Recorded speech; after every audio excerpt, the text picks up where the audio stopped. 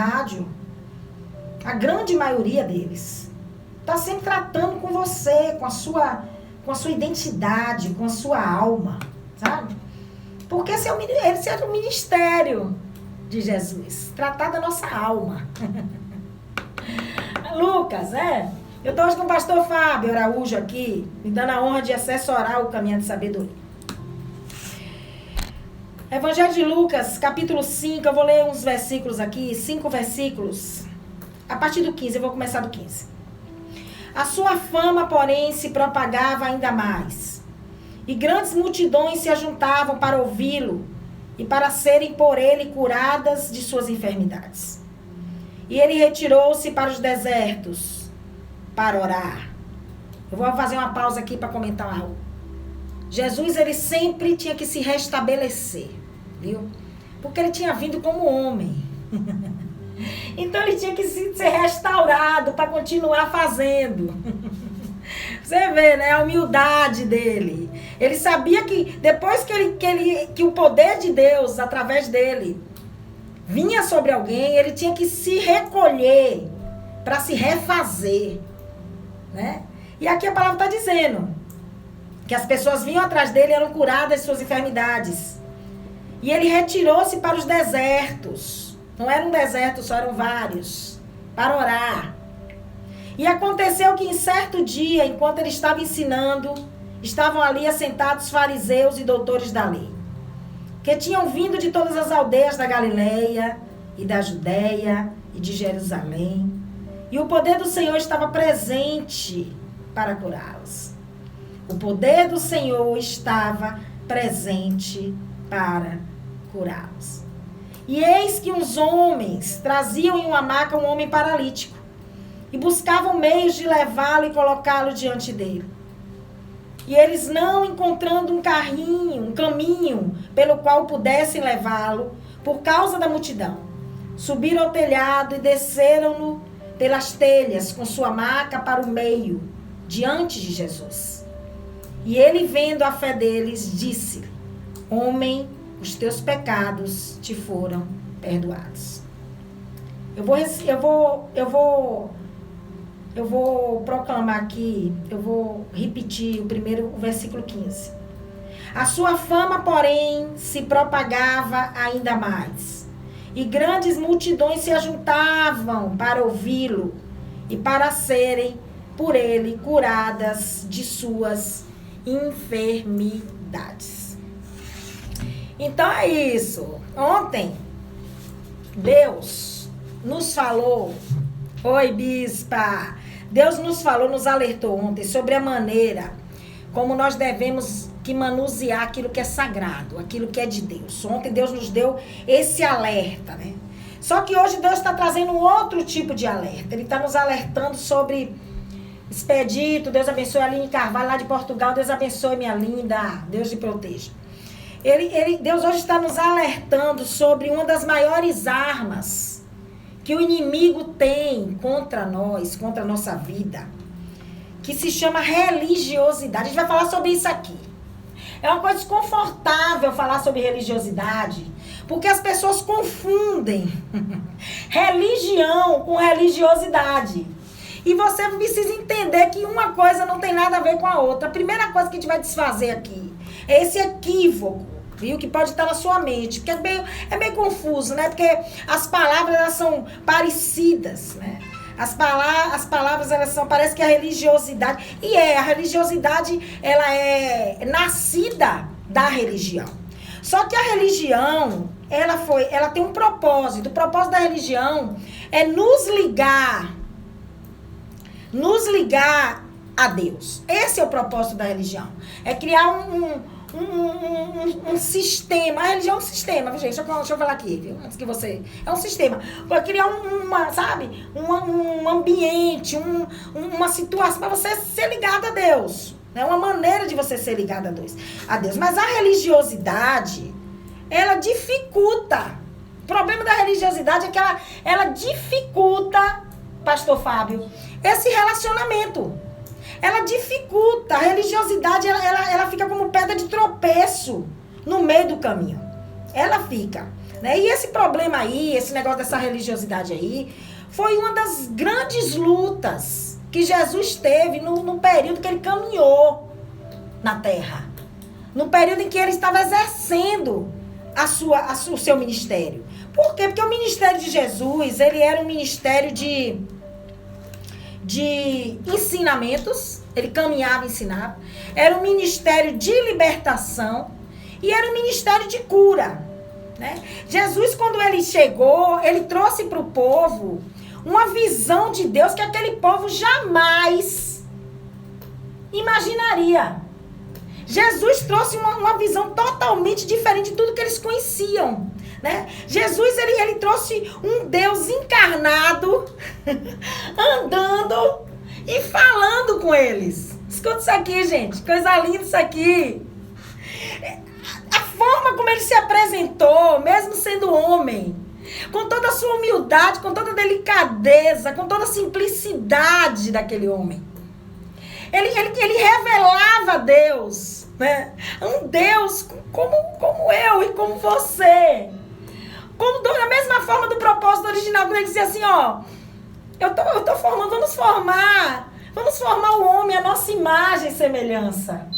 Então Jesus, ele trouxe essa visão de Deus. Era uma visão totalmente nova para aquele povo. Só que no meio do povo existiam os líderes religiosos, né? Existiam aquele povo, os líderes religiosos da época que comandavam todo o negócio ali. Né? E Jesus, para aquele povo ali, era um impostor. Jesus, para os líderes religiosos da época, ele era um contraventor. Por quê? Porque ele quebrava muitas regras. O Jesus chegou quebrando muitas regras. Jesus chegou batendo contra o sistema. Jesus chegou confrontando a religião, confrontando a religiosidade, confrontando a liderança. Mas esse confronto de liderança não era uma quebra de princípio. Presta atenção aqui. Que é para você não dizer que a missionária está dizendo que Jesus manda confrontar a liderança. Jesus está dizendo não. Não é isso que eu estou dizendo aqui não. Eu estou dizendo que Jesus chegou quebrando uma liderança que oprimia o povo. Uma liderança, pastor Fábio, que impunha sobre o povo uma religiosidade que deixava o povo cativo. Foi isso que Jesus fez. Era esse tipo de confronto. E que eles não aceitavam. Eles não aceitavam. Então Jesus para eles era uma ameaça. Jesus era um problema. Vocês lembram de Elias? Foi que o rei Acabe falou de Elias. Ele disse assim, esse cara aí é um perturbador de Israel. Pois é, Jesus chegou como perturbador de Israel. Por quê? Porque ele batia contra o sistema. O problema dos fariseus era só um. Os fariseus, eles... Povo doido, escuta isso aqui. Os fariseus, eles perdiam tanto tempo presos, sabe? As tradições, eles ficaram tanto tempo, sabe? Definindo, discutindo, sabe? Aquelas tradições religiosas, aquelas leis lá de trás, né, de Moisés. Ficavam o tempo todo presos àquilo ali. E ficavam acumulando aquele negócio ali, sabe? Aquela doutrina, aquela lei de Moisés, que ele ficava acumulando aquele tanto de ensinamento que eles tinham na mente. Coisa de 400 anos, desde que o povo judeu saiu do exílio. E eles estavam ali, sabe, acumulando aquele negócio, ficavam ali perdendo muito tempo com isso. Eles ficavam tão preocupados, os fariseus, em impor as tradições, né, suas tradições religiosas, que eles esqueceram das escrituras. Eles esqueceram, pastor. Por que eles esqueceram? Porque eles eram judeus legalistas. Judeus legalistas. O que é judeus legalistas, missionário? Judeus legalistas são aqueles judeus que defendem rigorosamente o cumprimento das leis de Moisés. Eles eram rigorosos quando se tratava de lei. Eles eram severos quando se tratava de lei. E principalmente quando se tratava de quebrar leis, né? De quebrar as leis que eles defendiam. A lei de Moisés. Eles eram totalmente rigorosos, muito rigorosos. E junto com eles, ainda para completar, eles não estavam sozinhos. Tá vendo aqui, Cristiane, Bispa? Eles não estavam sozinhos nisso. Eles tinham a companhia dos escribas. E quem eram os escribas? os escribas, eles eram colaboradores dos fariseus. Eles eram uma espécie de advogados da lei, sabe? Eles ficavam o tempo todo, os escribas e os fariseus, eles ficavam o tempo todo observando Jesus. Eles ficavam o tempo todo de olho em Jesus. Tudo que Jesus fazia, eles estavam ali de olho, procurando, sabe, uma maneira de acusar, uma maneira, a gente sabe disso, né? A gente sabe, quem conhece a Bíblia sabe. A todo tempo eles estavam armando ciladas contra o nosso Jesus, o nosso Deus. Eles ficavam de olho em Jesus o tempo todo. Por quê? Porque Jesus chegou para quebrar paradigmas. Jesus chegou quebrando paradigmas, chegou trazendo libertação e, principalmente, Jesus chegou trazendo cura para o povo. Né? As pessoas seguiam Jesus por causa das suas pregações. Elas queriam ouvir o Messias, né? Queriam ouvir aquele homem. A palavra que saía da boca dele já transmitia cura. A palavra, quando saía da boca dele, já chegava curando, libertando. Então o povo ficava ali atrás dele. As multidões seguiam ele. Ele não ia atrás de multidão. As multidões seguiam Jesus. Elas seguiam para ouvir a palavra, para serem curadas. Mas só que elas não queriam ser curadas, não só fisicamente, mas principalmente espiritualmente. E é isso que os fariseus não entendiam. Eles não entendiam e não aceitavam. Aí a gente leu aqui sobre esse homem paralítico. Sobre um homem que quis tanto a cura, que ele se submeteu, ele se arriscou a ser levantado e ser içado de um telhado, correndo o risco de cair, acabar de se arrebentar todo, porque ele já era paralítico. Mas o desejo de ser curado dele era muito grande. Era grande demais. E quando Jesus viu aquele homem, é interessante isso aqui. Quando Jesus viu aquele homem, a primeira cura que ele deu ao homem não foi a cura física. Não foi a cura física. A primeira cura que ele deu a ele foi a cura espiritual. Foi a cura dos pecados. Ele diz, perdoados estão os teus pecados.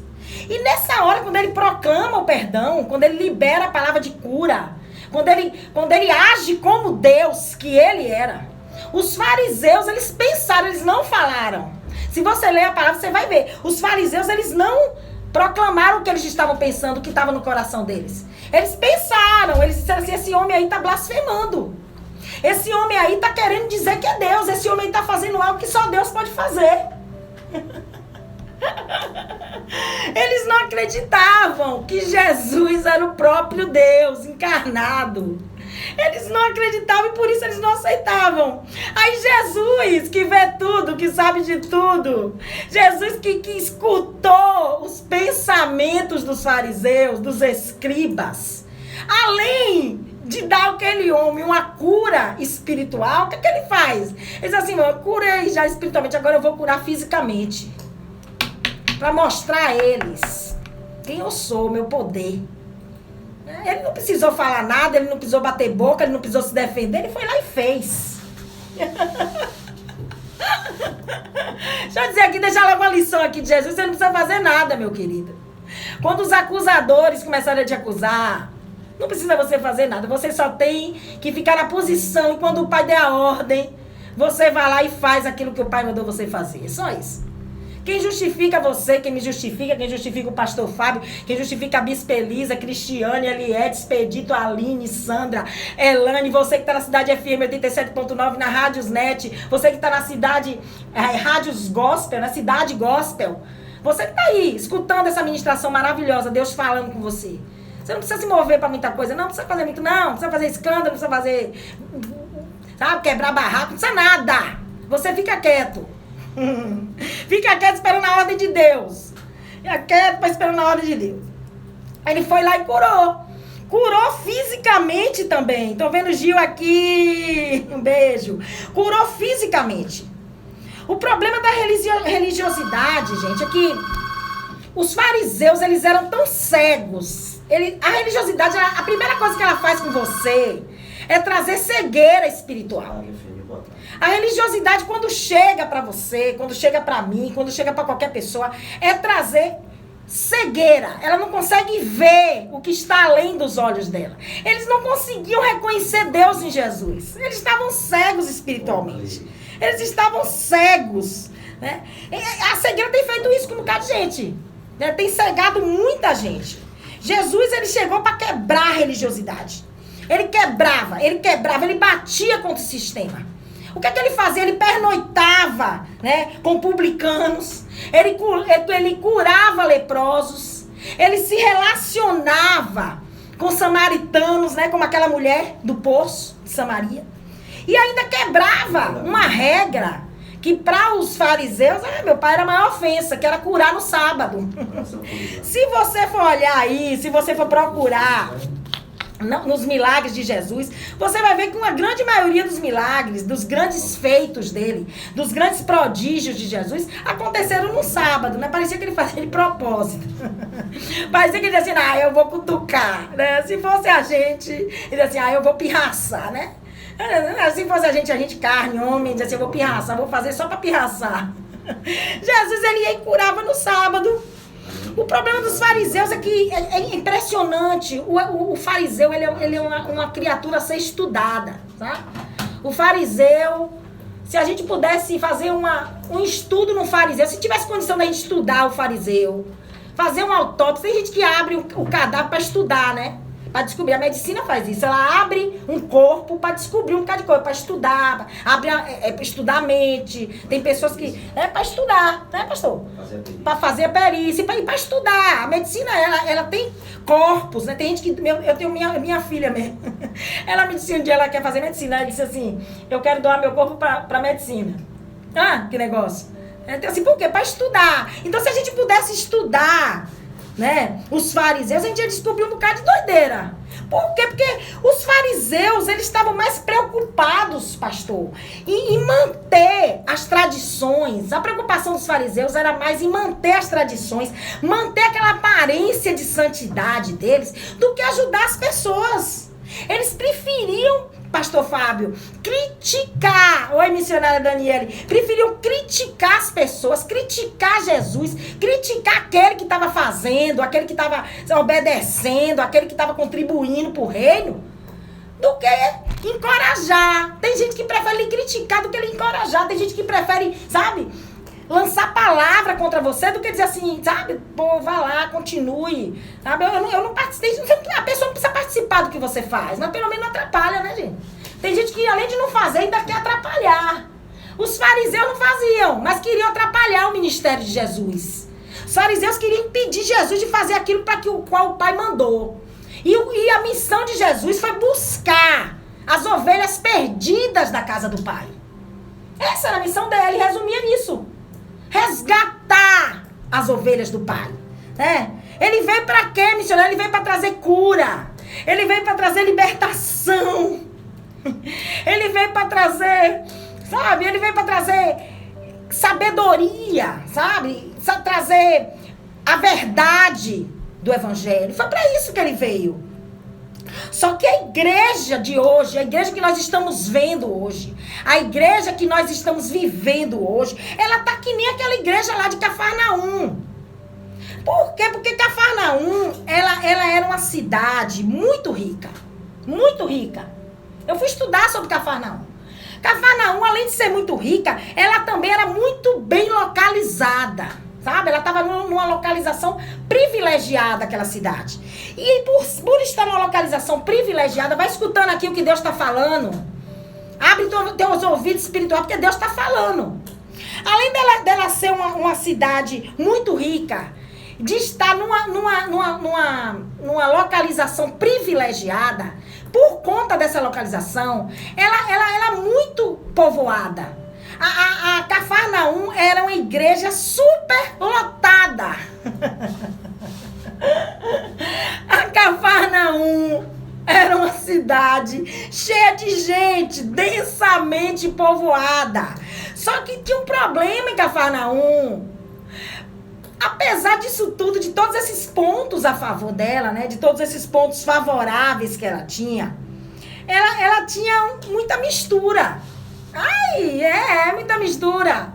Muita mistura. Por quê? Você vai dizer por quê? Porque ela recebia muita influência. Ela tinha mistura de roupa, mistura de cultura, pastor. Mistura de costumes, de hábitos, mistura de política. Por quê? Porque tudo que eles recebiam, todas essas influências vinham dos gregos e dos romanos. É que nem a igreja de hoje, tá cheia de mistura. É muita influência do mundo. É muita coisa que o mundo tá oferecendo e ninguém tá trazendo pra dentro da igreja. Ontem a Bispa Elisa falou alguma coisa sobre isso aqui. Falando sobre esse negócio aí de João, né? O povo comemorando a morte de João Batista, trazendo pra dentro da igreja. São Jesus, né? Festejar o tal da fogueira com Jesus. Não tem isso, não. A Bispa falou ontem aqui, é isso mesmo, Bispa. Falou isso aqui ontem, agora Deus trouxe isso aqui de novo. Mistura. Que nem a mistura que Deus falou aqui do banquete. O tal do Belsazar, você ouviu ontem, pastor? O Belsazar fez um banquete. Em vez dele fazer um banquete como mandava a lei, como rezava a lei, que era banquete de homem, é banquete de homem. Banquete de senhores, de príncipes, né, de senhores de províncias, de líderes, de homens de guerra, não. Ele fez um banquete com todo mundo misturado, com prostituta, com esposa, com homem, né? Aí eu fiz uma comparação ontem aqui, Deus fez uma comparação com o rei Assuero. Rei Assuero era sensato. O banquete dele era um e o banquete de Vasti era outro. Tanto é que quando ele mandou chamar Vasti, ontem eu suscitei isso aqui, que eu tenho pra mim que Vasti não foi pro banquete porque ela sabia que existia uma regra. Banquete de homem é banquete de homem, banquete de mulher. Então no banquete ontem, no banquete que foi fala aqui ontem do Belsazar, do insano, do maluco, no banquete dele ali tava todo mundo misturado. O sagrado misturado com o profano. É assim, infelizmente, deixa eu dizer aqui, desculpa, mas eu tenho que dizer, todo mundo já sabe que eu sou assim, eu falo mesmo. É assim, a igreja hoje tá tudo misturado, o sagrado com o profano. Igual a Cafarnaum. Existia muita influência. Não é à toa, minha filha, que Jesus fazia muitos milagres em Cafarnaum. Pode olhar, por quê? Porque ele escolhe a terra mais difícil. Ele vai um dia difícil, onde pra você é impossível a transformação. Onde pra você a transformação não vai acontecer, a libertação não vai acontecer, a cura não vai acontecer. Aí Jesus chega e quebra tudo. Quebra todos os paradigmas, quebra todas as leis, confronta, bate contra o sistema e faz. Sem dar palavra. Ele vai lá e faz. Eu nunca vi Jesus batendo boca com ninguém. Quando o neguinho armava uma cilada pra ele, ele respondia à altura, sem ofender. Ele não precisava ofender ninguém. Ele respondia na autoridade de rei que ele era. Na autoridade de príncipe da paz que ele era. Na autoridade de conselheiro, de maravilhoso, de filho de Davi, que ele era. Ele não precisava se justificar, ele não precisava bater boca, ele não precisava, sabe, tá argumentando e batendo. Não, ele não precisava fazer nada disso. Ele respondia dentro da simplicidade de rei dele. Jesus quebrou tudo ali, quebrou tudo. Meu Deus do céu. Ele trabalha nas terras mais difíceis. Os sacerdotes farisaicos, os fariseus, é um povo, eu não sei não, Jesus, eles estão sempre procurando dar um jeitinho, sabe, para desprezar os mandamentos de Deus e substituir os mandamentos por tradições, né? Por doutrinas de conveniência. Aí você vai entender por que para eles a cura não é interessante. Por que eles não queriam cura? Por que não querem cura? Por que hoje não se fala em cura? Dificilmente você entra numa igreja para se ministrar sobre cura, para trazer uma palavra de cura, para trazer uma palavra de libertação na alma. Dificilmente. A maioria aí tá querendo é isso. Um evangelho farisaico, um evangelho de conveniência, né? Um evangelho mantendo a santidade deles ali, né? Aquela santidade aparente. Mantendo as tradições religiosas dele, encravando a religiosidade na cabeça do povo. E o povo perecendo ali, morrendo. Né? Morrendo. O evangelho farisaico, pastor, ele não tem interesse em cura, sabe por quê? Porque cura, ela vai trazer pra mim, pra você, libertação. Quando você é curado, você é liberto. E a libertação vai trazer pra mim e pra você relacionamento. A libertação, ela faz você firmar relacionamento com Deus. E se você firma, se a igreja começa a firmar relacionamento com Deus, o poder do evangelho farisaico, o poder do fariseu, começa a cair. Por quê? Porque o povo ele quer que o povo viva debaixo de um jugo. Um jugo de dependência, meu filho, dependente só de Jesus. Você tem que ser dependente de Deus e de mais ninguém. De mais ninguém. Quando a cura chega, a cura ameaça o sistema. Jesus era a cura. Ele começou a caminhar curando, libertando. Os fariseus assim, não, vai dar problema, esse homem aí vai ser uma ameaça. Os fariseus queriam que o povo tivesse ali sacrificando até o que não tinha. Por quê?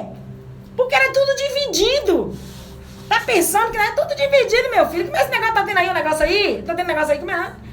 Rachadinha? A rachadinha já existia. Não tem negócio da rachadinha que tá rolando aí? Pois é. A rachadinha, pastor Fábio, não é coisa nova, não. A rachadinha já existia, viu? A rachadinha já existia. Eles queriam o povo cativo, debaixo daquele jugo de superioridade. Aquele jugo, sabe, de opressão. Aquele jugo de escravidão. Né? Para eles, você tem que ficar preso nas suas emoções. E Deus hoje chegou aqui para dizer: chega de ficar escravo de suas emoções. Ficar escravo, sabe? Ficar oprimido, cativo, debaixo de um jugo de opressão.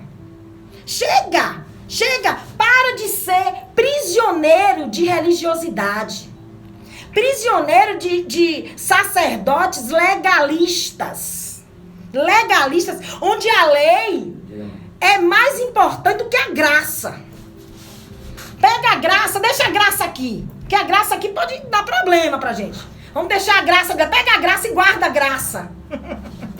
Deixa a graça em stand-by. Vamos usar a lei, porque a lei favorece o sistema.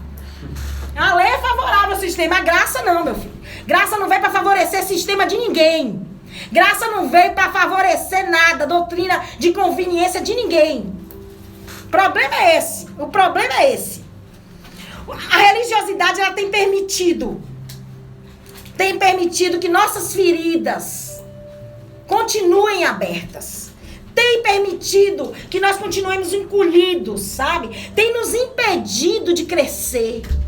É isso que a religiosidade está fazendo com a gente. Impedindo a igreja de Deus de crescer. Os fariseus, eles queriam manter o povo debaixo dos pés deles. Eles andavam como se fossem reis, sabe? Eles andavam com aquele ar de superioridade no meio do povo. Ninguém podia encostar neles, não. Ninguém podia tocar nos fariseus, não. Porque eles eram intocáveis. Eles eram melhores do que todo mundo. Eles olhavam pro povo com desprezo. Era assim que o fariseu andava, o saduceu andava. Olhava pro povo com desprezo, sabe? Sabe aquele olhar de desprezo? Você já recebeu? Aquele olhar de desprezo, de nojo? Era assim que o fariseu olhava pro povo. O povo era tratado como lixo. Da mesma forma que o Belsazar tratou os utensílios da casa de Deus.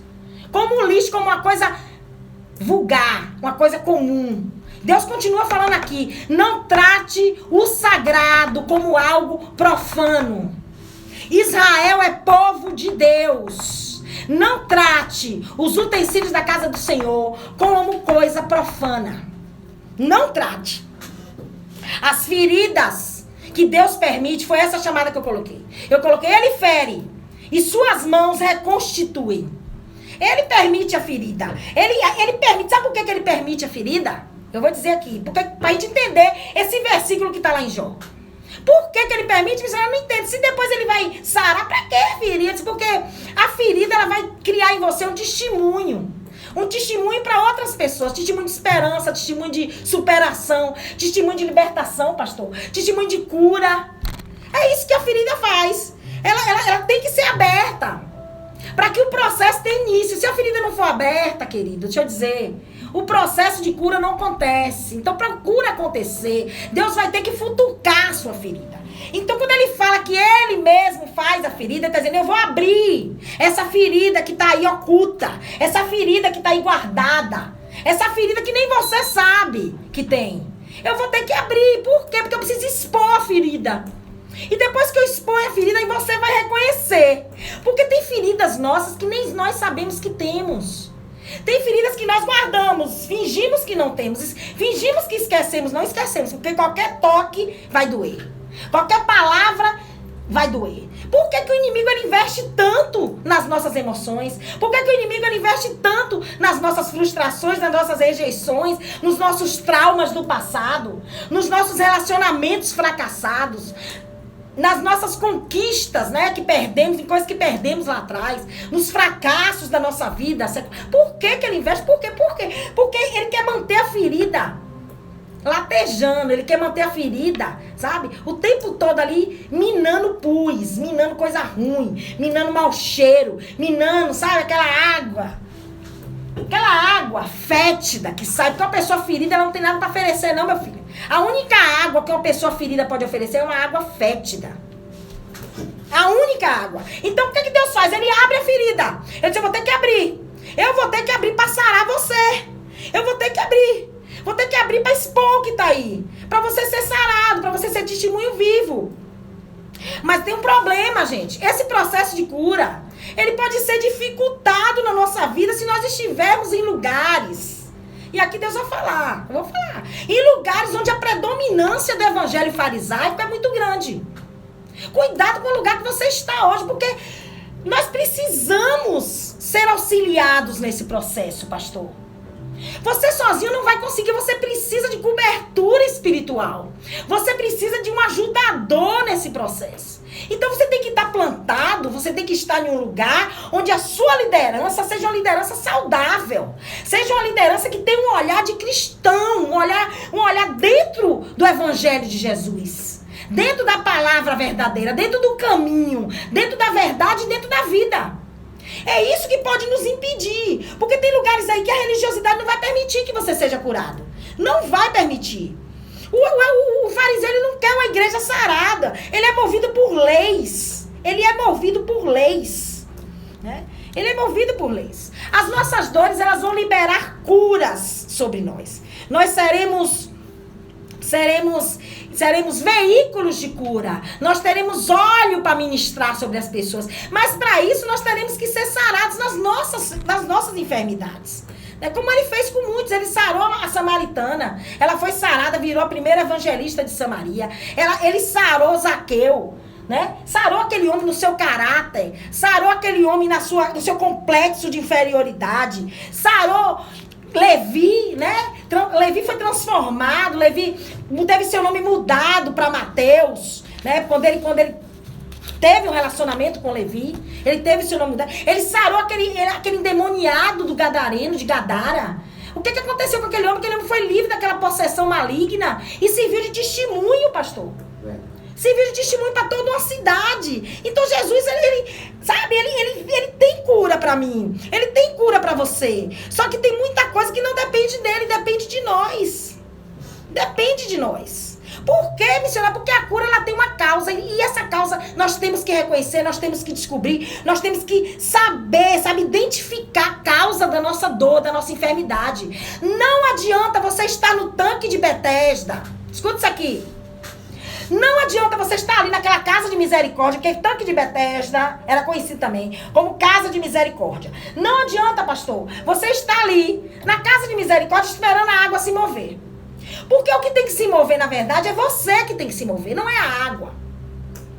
Não pense porque Deus ele está o tempo todo ali só esperando uma atitude sua. E qual é a atitude? Que você diga, que você proclame, que você reconheça a sua enfermidade. Que você reconheça a sua ferida. Que você reconheça o seu desvio de caráter para você ser liberto. Que você reconheça aquela rejeição. Porque tem gente que acha que é ofensa dizer que precisa de libertação. Tem gente que se acha tão santo. O fariseu é assim. O fariseu, você sabia que a gente também tem um pouquinho de fariseu? Porque a gente se acha muito santo, que a gente não tem, libertação, eu não preciso de libertação. Eu já estou liberto pelo nome de Jesus. Então usa o nome de Jesus.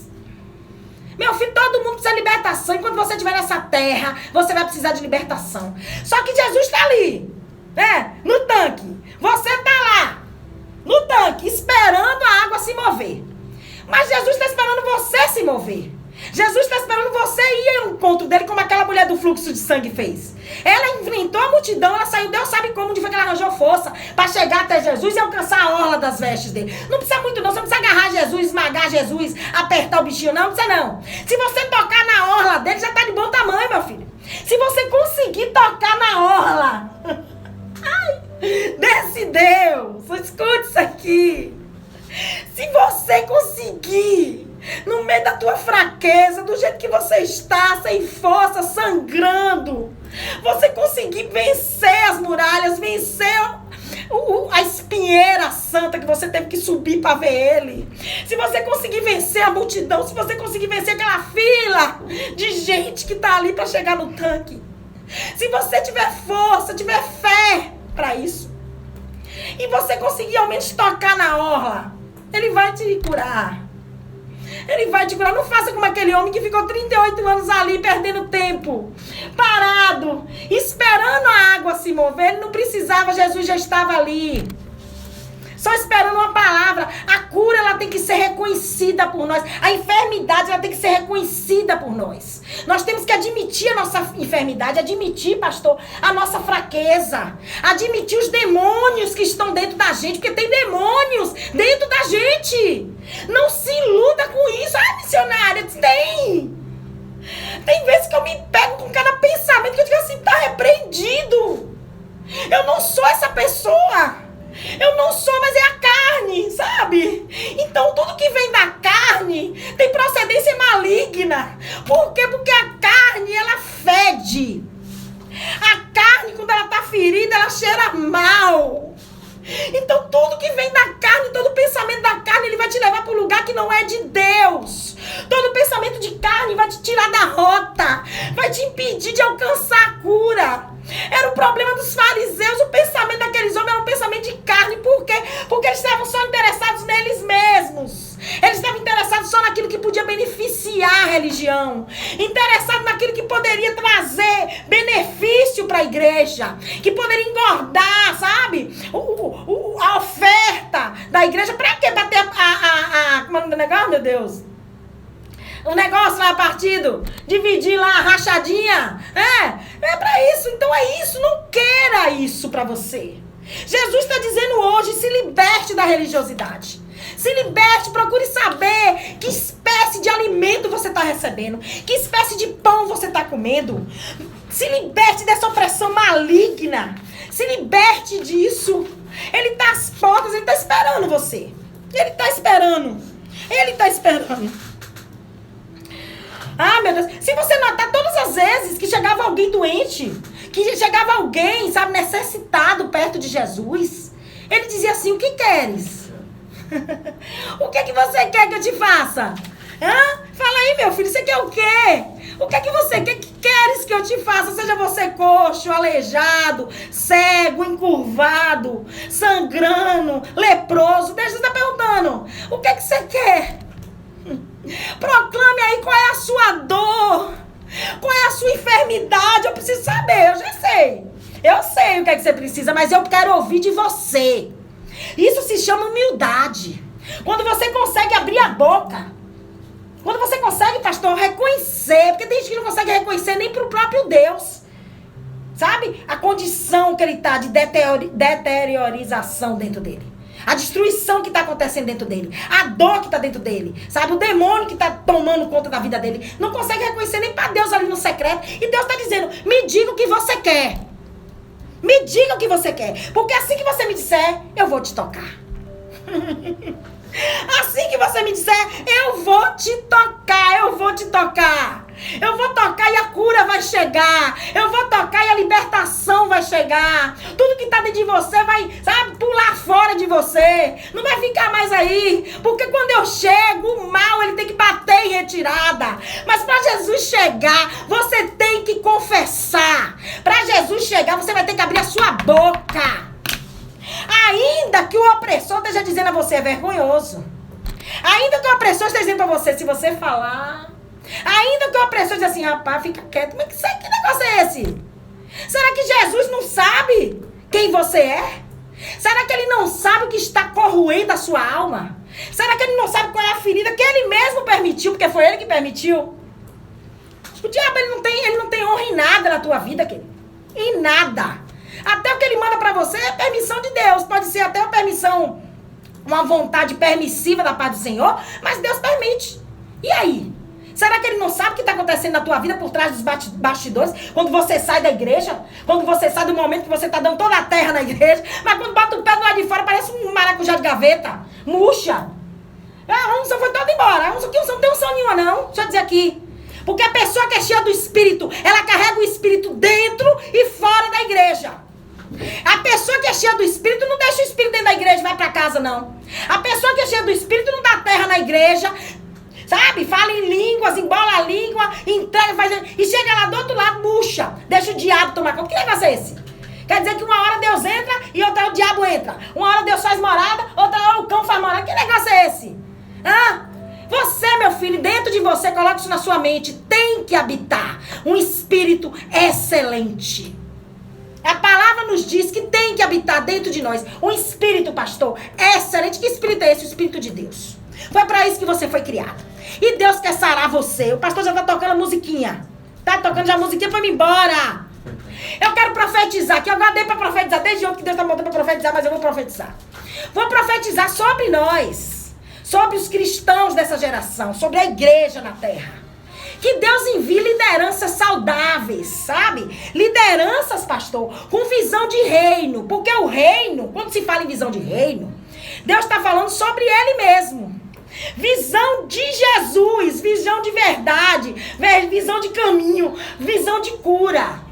De vida, que Deus envie líderes saudáveis para cuidar do rebanho dele, para cuidar da igreja dele, sabe? Sabe por quê? Porque Deus, ontem foi dito aqui, está escrevendo novamente na parede. Deus está escrevendo, eu tenho certeza disso. E vai chegar uma hora que ele vai destruir reinos e vai mudar governos. Por quê? Porque a igreja está sofrendo. E quando a igreja clama, quando a igreja pede socorro, como Israel pediu, quando o Egito, quando o rei Faraó morreu, que Israel levantou a mão, já existia uma promessa, já existia uma aliança com Jacó, já existia uma aliança com Abraão, com Isaac. Existia uma promessa de Deus. E Deus estava esperando um movimento. Um movimento de Israel. Israel levantou, começou a clamar. Se voltou de novo para Deus do jeito que deveria. E clamou e Deus foi lá e tirou o povo do Egito. Mandou Moisés, então levante a sua mão. Não fique parado esperando a água se mover. Não fique. Se liberte da religiosidade. Se liberte daquilo que tem atrapalhado você de crescer. Eu não sei o que é, quem tem que saber é você. Amém? Ai, que maravilha. Tô regozijada com essa palavra. São 15 horas e 57 minutos. Deixa eu deixar um alô aqui. Cleide da Brasília. Ai, Cleide. Vamos orar, João. Deus quer te apresentar aqui. A vida de João da Silva. Deus vai visitando o teu filho, vai revestindo o teu filho, vai curando, sarando, vai tirando tudo aquilo que não pertence a ti. Da vida do teu filho, Senhor. Vai dando sabedoria, vai dando direção de oração à família. Direção de oração aos intercessores desse homem. Para que eles orem da forma que o Senhor quer, meu Pai. Porque a oração, ela tem que ser de oração direcionada dentro da tua vontade. Cobre o teu filho com teu sangue, com teu Espírito Santo, em nome de Jesus. Pedro Paulo do João Marcos, um abraço para você que está aí no Caminhando de Sabedoria, para você que está no Facebook, para você que está no Cidade FM 87.9. Quarta-feira que vem, se Deus permitir, nós estaremos aqui. Vou repetir o WhatsApp do programa. Vou repetir. 9893-1494. 9893-1494. Tô mandando um beijo aqui pra Roseane, pra Carla, Pedreira, Aline, Elizabeth, Sandra, Aline. Ah, meu pai, muito obrigada. Elisa, Elaine, Sandra de novo. Nalva, um abraço expedito. Eliette, um abraço pra você que tá aí na Cidade FM. Queridos, um abraço pessoal do Instagram do Caminhando de Sabedoria. Deus abençoe você. Orem por mim, em nome de Jesus. Um abraço.